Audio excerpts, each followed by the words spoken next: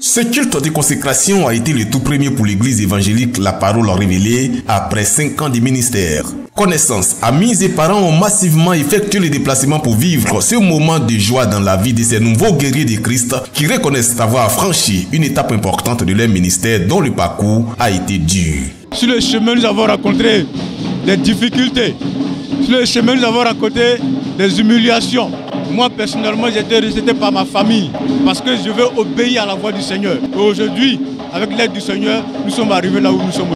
L'obéissance dans les épreuves difficiles. Voici ce qui a caractérisé ces deux consacrés dont un évangéliste et un prophète. Leur consécration a été faite par l'action d'huile sainte et l'imposition des mains sous la conduite du prophète Kadio Amon, père spirituel du couple fondateur. En tant que grand-père, je demande à ce qu'il soit fidèle parce que rien n'est facile.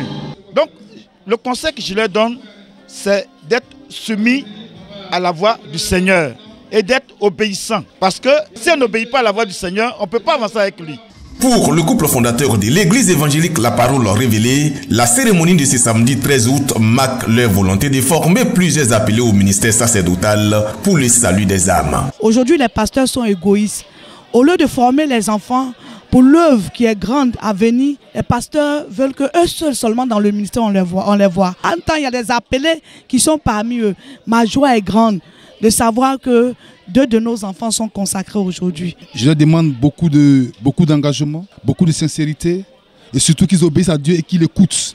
Parce que c'est la condition majeure pour être un grand de Dieu. Plusieurs autres serviteurs de Dieu ont été invités à ce culte de consécration qui marque l'engagement du couple Bouédou pour l'œuvre de Dieu. Ce matin, je suis dans la joie de savoir que des hommes de Dieu sont oints pour cette église afin de pouvoir gagner des âmes au Seigneur et d'appauvrir le camp de Satan. Je donne les conseils afin qu'eux-mêmes puissent se lever pour que Dieu puisse les bénir. Et je dis merci aussi au papa avec sa femme, Maman Tabita, et que Dieu les bénisse.